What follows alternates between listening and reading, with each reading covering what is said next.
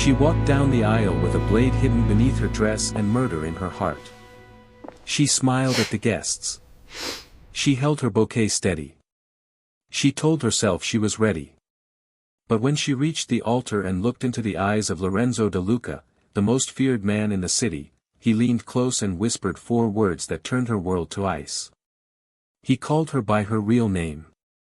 Not the name on the marriage certificate. Not the cover name she had used for 6 months. Her real name. The one only her handler was supposed to know. And in that moment, Celeste understood one terrible truth: she had walked into this mission believing she held all the power.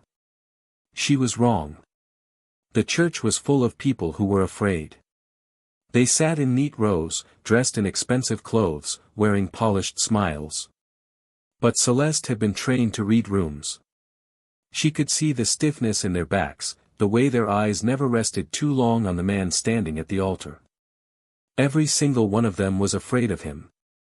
Lorenzo De Luca stood with his hands folded, his dark suit pressed smooth, his face carved from something that had no word for softness. He did not fidget. He did not smile. He simply waited, the way a man waits when he already knows how every moment is going to end. Celeste moved toward him one slow step at a time. Her dress was white and beautiful and heavy. Beneath the layers, pressed flat against her thigh, the blade was cold and still. She had checked it 4 times that morning. It was always there. She reached him. The priest began to speak. And then Lorenzo turned to face her fully, and she saw something in his eyes she had not expected. Not hunger. Not cruelty. Not the coldness the world whispered about. Something closer to recognition. He leaned in slowly, like a man sharing a secret. His voice was barely a sound. "Welcome, Celeste." Not the name on the certificate. Not the cover. Her name. The bouquet nearly slipped from her fingers. She caught it. She kept her face still. And she understood, somewhere deep and cold, that this was not going to go the way she planned. 3 months before the wedding, Celeste had been summoned to a room with no windows. A man sat behind a desk. He had the kind of face that gave nothing away, flat eyes, a careful mouth, fingers laced together like a locked gate. He told her that her father owed a debt. That the debt had grown beyond what money could fix. That there was one way to clear it. She would marry Lorenzo De Luca. She sat very still while he explained. Lorenzo was the head of one of the most powerful crime families in the country. He was untouchable by the law. He had survived 3 assassination attempts in 5 years. He was the kind of man who knew things before they happened and moved before others had finished thinking. But he had one weakness, the man said. He was lonely. He wanted a wife. Celeste listened to all of it. Then the man slid a small envelope across the desk. Inside was a photograph of her father, pale, thinner than she remembered, sitting in a chair with his hands in his lap. He looked like a man who had been waiting a long time for someone to come and tell him it was over. She picked up the envelope. She put it back down. "What do you need me to do?" she asked. The man smiled for the first time. "Get close to him," he said. "And finish it." She did not ask what finish it meant. She already knew. She said yes because she believed, truly believed, that her father's life depended on it. She had studied Lorenzo from a distance for weeks before the wedding. Files. Photographs. Surveillance notes from people who had tried and failed before her. She read every word twice. She memorized his face, his habits, the way he entered a room, always a half step behind his men, always watching the edges before he moved through the center. He was not the monster she expected. He was something more unsettling, a man who was completely in control of everything around him, all the time, without ever raising his voice. The wedding reception gave her her first real look. He moved through the room like a slow current, speaking quietly to men who leaned in to hear him, nodding once, and moving on. He accepted a glass of wine and barely touched it. He shook hands without warmth and without insult. He was polite the way a locked door is polite. And then, near the end of the evening, one of his men made a sharp remark to a young server who had spilled a drink. The server froze. The man raised his voice. Lorenzo turned. He said one word. The man went silent. The server was allowed to walk away. It lasted less than 10 seconds. Lorenzo did not look back. Celeste watched from across the room. It was such a small thing. But small things were the ones that told you the truth about a person. She folded it away in the back of her mind and told herself it did not matter. She kept telling herself that for the rest of the night. That night, alone in her room for the first time, Celeste sat on the edge of the bed and pressed her hand to her thigh. The blade was still there, strapped beneath the layers of her dress. She unbuckled it carefully and laid it on the white duvet between her palms. It was small. Lightweight. The kind of thing that disappeared in a search and ended a life in a moment. Her handler had pressed it into her hands the morning of the wedding without ceremony. "You are our best," he had said. "Don't waste the opportunity." She turned the blade over now. She had used weapons before. She had trained for this kind of work since she was 19. She was not squeamish and she was not weak. But there was something about this house. This room. The sheer size and stillness of it pressed on her in a way she had not anticipated. She thought about her father sitting in that chair in the photograph. She thought about his hands in his lap. She had not spoken to him in 2 years, not since he had disappeared into a world of debt and silence that she could not follow him into.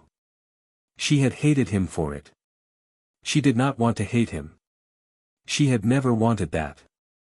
Celeste wrapped the blade in a cloth and slid it beneath the mattress. Tomorrow, she told herself. She would begin. Tomorrow. The truth of who Celeste was had never been about the marriage. She had not been chosen because she was beautiful or because her family name carried weight. She had been chosen because she was trained. Because she had spent 4 years doing work that left no fingerprints and asked no questions. Because the organization that controlled her father's debt had spent months searching for someone who could get inside Lorenzo De Luca's world without raising suspicion. A bride raised no suspicion. A bride who came with a ready-made story, desperate father, impossible debt, no other option, was even better. They had built the entire plan around her. The cover identity. The forged documents. The coaching on how to behave, what to say, how to make Lorenzo believe she was exactly what she appeared to be, a frightened woman with no power and no choice. She was none of those things. She was the weapon they had aimed at his heart, and she had walked willingly into his house because she believed, with every part of herself, that her father's life was the price of her hesitation. She repeated this to herself every morning like a prayer. She was a professional. She had a mission. She would see it through. She almost believed it. The days that followed the wedding were quiet in a way that made Celeste uneasy. She had expected coldness. Distance. Some version of the domineering cruelty she had been warned about. Instead, Lorenzo left her largely alone. He did not demand her time or her company. He did not question where she went in the house or how she spent her hours. He simply watched. It was not obvious, he was far too careful for that. But she felt it. The way a careful eye follows you across a room without quite moving. She would look up from a book and find him already looking away. She would turn a corner and catch the barest shift of his shadow down the opposite hall. He was tracking her. Not aggressively. Not with suspicion that showed. He did it the way a man tracks something he already understands but wants to confirm. On the 4th night, he appeared in the doorway of the library where she sat. He did not speak immediately. He looked at the book in her hands. He looked at her face. Then, "Are you comfortable here?" It was such an ordinary question. She almost laughed. "Yes," she said. He nodded. He left. She sat with the book in her lap for a long time after, not reading a single word. Something about the way he had asked did not feel like small talk. It felt like a man checking whether a guest was settling in, or whether a guest was getting ready to move.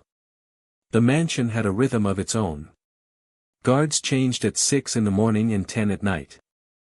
The east corridor was never fully lit after 9. The kitchen staff left by 8. There were 2 cameras on the ground floor, she had found them both in the first week, and 1 blind spot at the far end of the main hall, just outside Lorenzo's private study. Celeste had mapped all of it quietly, carefully, over the course of 7 days, doing nothing that looked like mapping. She had also studied him. He woke early. He took his coffee in the study. He met with men in the afternoon, always behind closed doors. He ate dinner late and usually alone. He moved through his own house with the ease of someone who had spent a long time making sure every element of it was exactly where he wanted it. She had chosen her window. A stretch of each evening, roughly 20 minutes between when his last visitor left and when the night guards took their positions, when he was alone in the study.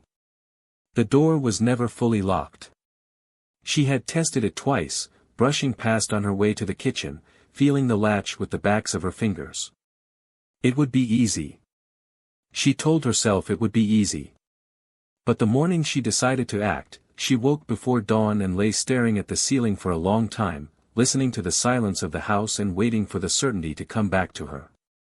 It was slower than it used to be. What Celeste did not know was this.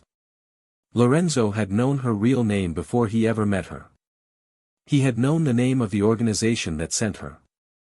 He had known the name of her handler. He had known the weight of the blade she carried and the color of the cloth she wrapped it in.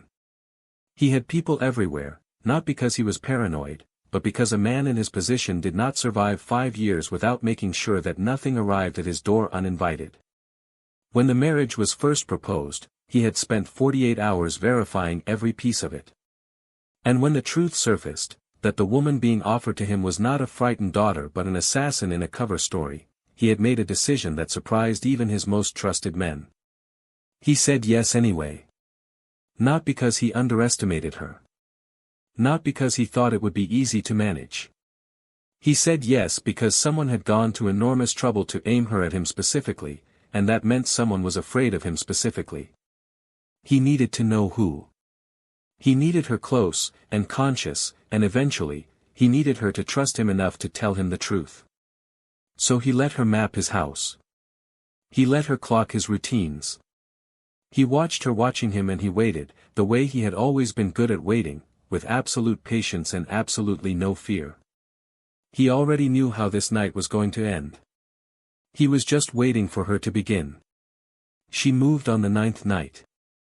She told herself it was because the timing was right. The window was open, the house was quiet, the guards were between rotations. She had everything she needed. The truth was simpler, she could not wait any longer. Every day she spent in that house made the thing she had come to do feel heavier and less clean. She did not understand why. She did not want to understand why. She retrieved the blade from beneath the mattress. She dressed quietly in dark clothes. She moved down the corridor without a sound. The study door was slightly open. A thin line of warm light fell across the floor. She pressed her back against the wall and listened. One set of footsteps. No voices. She heard the low scrape of a glass being set down on wood. She steadied her breath. She went in. Lorenzo was standing at his desk with his back half turned, looking down at something. He did not react to the sound of the door. He did not turn around. His shoulders were completely still. She crossed the room. She raised the blade. She was fast, she had always been fast, and she struck with the precision that 4 years of training had built into her hands. He caught her wrist before the blade was an inch from his side. He turned, unhurried, and looked at her. His grip was absolute. His face was completely calm. He had not even flinched. "I was wondering," he said quietly, "when you would decide to move." She did not struggle. She was trained well enough to know when a grip could not be broken. He held her wrist for a moment longer, then released it. He stepped back, giving her space, and watched her the way a man watches something he has spent a long time preparing to understand. The blade was still in her hand. She did not lower it. "Put it down, Celeste," he said. Not as a command. Almost gently, the way you speak to someone holding something they no longer know what to do with. She held it for 3 more seconds. Then she set it on the desk between them. Lorenzo looked at it once. Then he looked at her. "I know your name," he said. "Your real one. Not the one on the certificate." He paused. "I know who sent you. I know your handler's name. I know the apartment they used to train you for this mission, the color of the door, and the make of the lock." The room felt very small.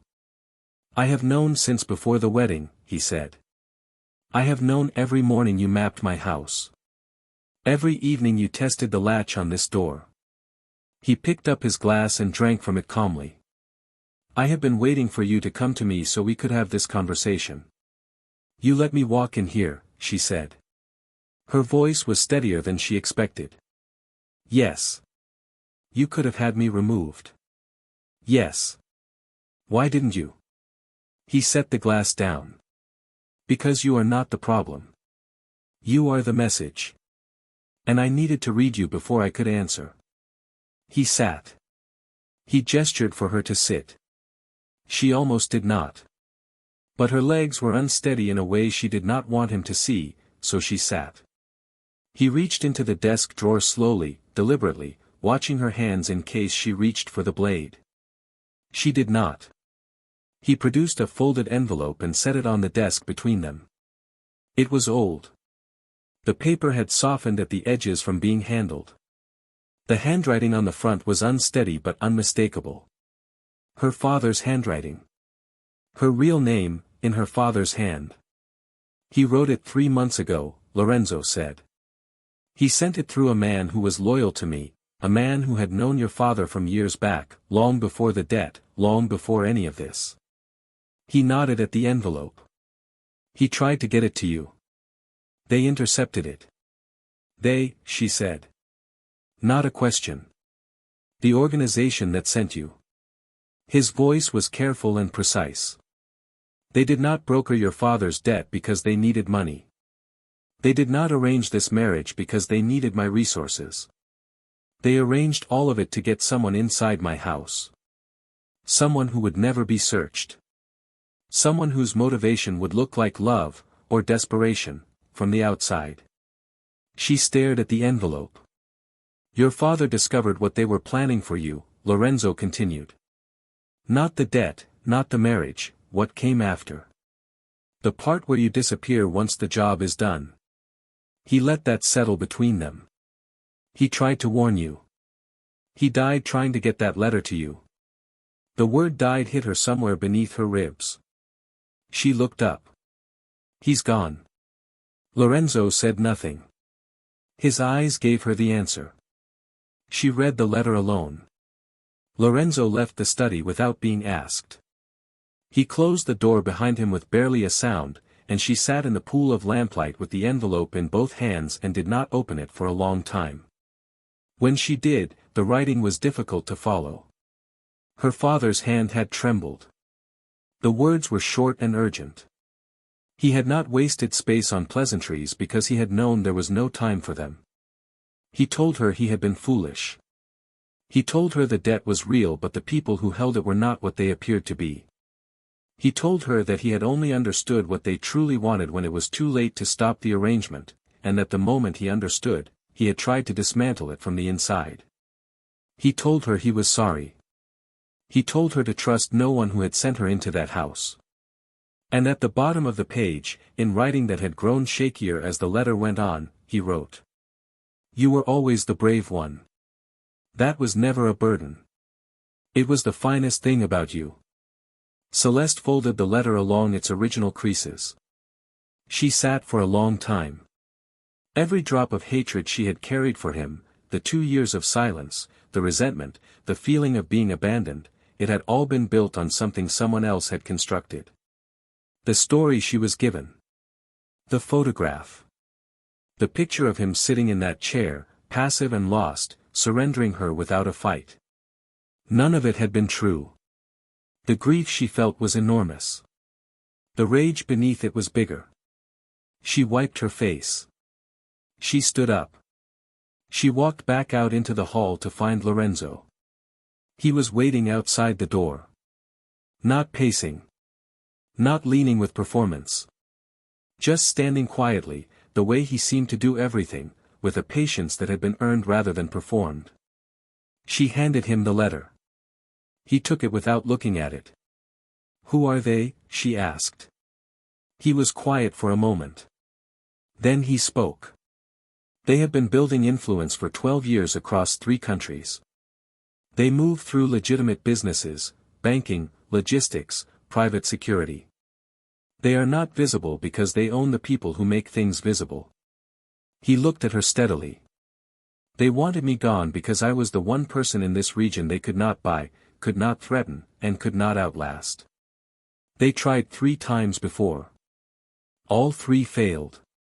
So they sent me. They sent you because you were motivated. Grieving. Certain your father had been taken from you by forces you had no control over. His voice had no cruelty in it, just precision. They used your love for him to build a perfect weapon. And they planned to use you, and then erase you, before anyone asked questions.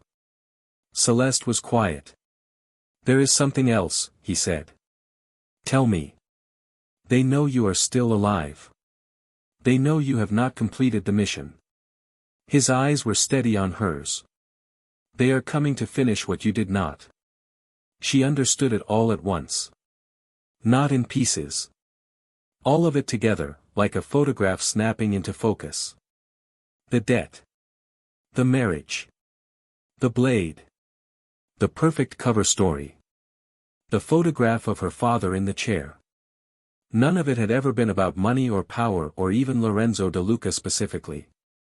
All of it had been a machine built to produce one result, her, in this house, at exactly the right moment, carrying blame that could never be traced back to them. She was never the assassin. She was the scapegoat. She had been designed to take the fall, a grieving daughter with a clear motive, found at the scene, with the weapon in her hand and no one left alive to tell a different story. The people who sent her had planned for every outcome except one, that she would still be breathing when they arrived. She thought about her handler's face. The flat eyes. The careful mouth. The way he had told her she was their best, as though it were a compliment, as though it were something he meant. She thought about the way the machine had used her love for her father like a handle. Something settled in her chest. It was not warmth. It was the feeling a person gets when they stop being confused and start being clear. "How long do we have?" she asked. Lorenzo glanced toward the windows. Outside, the grounds were dark and still. "Not long," he said. The first shot came through the east window at 11:47. Glass exploded across the corridor. One of Lorenzo's men went down. The alarm, a low, pulsing sound that filled the ground floor, kicked in 3 seconds later, and then the house was no longer still. It was chaos. Men moved through the corridors with weapons raised. Orders were called in short, precise sentences. Doors were locked and unlocked again as positions changed. Somewhere on the upper floor, a second window broke. Celeste pressed herself flat against the wall of the study, the blade back in her hand, not because it was enough against the kind of firepower coming through those windows, but because it was something, and something was better than nothing. Lorenzo appeared in the doorway. He was calm in the way that fire is calm, all that energy compressed into a single point. He had a weapon in his hand and he was already moving with the rhythm of a man who had been through this before. He looked at her once. "Stay close," he said. She almost said, "I don't take orders from you." She did not say it. Because it was the wrong moment, and because some part of her already understood that the man giving her that order was not the enemy she had walked into this house to face. She stayed close. He moved fast and he moved smart. He did not take the obvious routes. He cut through the kitchen, pulled her through a service door she had never noticed in her 7 days of mapping, because he had built it that way, a passage behind a panel, invisible unless you knew exactly where to press, and brought her out into a covered space near the east wall of the grounds. The sounds of gunfire were closer than she wanted. Somewhere inside the house, glass broke again. Lorenzo crouched at the edge of the space and looked out. His face was sharp, reading something in the movement of shadows across the grounds. 2 teams, he said quietly. One drawing attention from the front. One trying to come through the east corridor. He glanced at her. They planned this before tonight. They planned all of it before tonight, she said. He looked at her for a moment. Then he turned back to the dark. One of his men came through the passage behind them, breathing hard, with a cut along his jaw. He spoke quickly in Lorenzo's ear. Lorenzo listened, nodded once, and issued 3 short instructions. The man disappeared. Celeste watched Lorenzo's profile. The steadiness of it. The absolute absence of panic. He was not the man she had been handed a file about. He was also not the man she had built in her mind from those files. She could see, very clearly, that he had no intention of letting anything happen to her. She could not fully explain what that did to her. There was a moment, one moment, when the ground shifted. They were moving through the passage back into the main house when a figure appeared at the far end of the corridor. Not one of Lorenzo's men. A stranger with a weapon already raised, already sweeping the hall. He saw them at the same time they saw him. Lorenzo pushed Celeste back and stepped into the space between her and the end of the hall. He did not hesitate. He did not calculate. He simply moved, and the shot that followed hit the wall beside him rather than the person standing behind him. It lasted perhaps 4 seconds. Then the hall was quiet again, and Lorenzo was turning back to her with the same face he always wore, controlled, unreadable, steady. But she had seen it. She had seen the moment he chose. It was not a tactical choice. It was not the move of a man protecting an asset or managing a situation. It was faster than thought, the kind of move a person makes when something matters to them before they have time to decide whether it should. He had stepped in front of her. She looked at him in the dim light of the corridor. The blade was in her hand. She was aware of it. She was also aware, fully, completely, that she had not thought about using it in the last 3 hours. She put it in her pocket. He noticed. He said nothing. They kept moving. By 2 in the morning, the gunfire had stopped. The grounds were quiet. Lorenzo's people had pushed the attack back, and the few men who had not retreated were accounted for. The house was damaged but standing. 3 of Lorenzo's men had been injured. None had been killed. Celeste stood in the main hall, back against the wall, watching the remaining activity with steady eyes. Lorenzo came to stand beside her. Neither of them spoke for a while. Then she said, "They will try again." "Yes," he said. "They have resources. People in places that are hard to reach." "Yes." She looked at the floor for a moment. Then she looked at him. "I know how they operate," she said. "I know the inside of that organization. I know names, procedures, patterns. I spent 4 years doing their work." She paused. "I know where the gaps are." He was quiet, listening. "I came into this house to end you," she said. "I think you already know that I'm not going to." It was not an apology. It was a statement of fact, given without decoration. "But I am also not going to walk away from the people who used my father to build a trap for me. I am not built that way." Lorenzo studied her face. "What are you saying?" he asked. She met his eyes. "I'm saying they made a mistake. They aimed a weapon at you. And now that weapon knows their name. Dawn came slowly, pale and gray, washing the mansion in thin light. Celeste stood at the window of the study, looking out at the grounds. The broken glass had already been swept from the east corridor. Men moved quietly at the edges of the property, their breath visible in the morning cold. The world was very still. She thought about who she had been when she walked through the front door of this house. Certain. Focused. Full of a purpose that had been handed to her and that she had mistaken for her own. She thought about the letter. Her father's handwriting growing shaky at the bottom of the page. She thought about what it cost a man to write the truth when he knew it might never arrive. She thought about the kind of love that keeps moving even when it has run out of time. She would finish what he started. She had already decided. Lorenzo came to stand beside her. He did not ask what she was thinking. He did not fill the silence with anything unnecessary. After a long time he said, "There is a meeting tomorrow. People I trust. We will begin to build a case, evidence that can be used, names that can be verified, connections that can be traced. I could use someone who knows the inside of their operation." "I know all of it," she said. "I know," he said. She turned from the window. She was not the frightened bride who had stood at that altar. She was not the certain assassin who had checked the blade 4 times on her wedding morning. She was not the grieving daughter who had believed a photograph and said yes to a mission that was built to destroy her. She was something that had been forged in the space between all of those things, harder for the fire, clearer for the loss, and ready. She looked at Lorenzo De Luca, not the monster in the file, not the man who had caught her wrist in the study, but the man who had stepped into a dark corridor and made a choice before he had time to think about it. "Then let's begin," she said. And the Mafia queen, who had come to this house as a weapon, walked forward into a war she had chosen entirely for herself.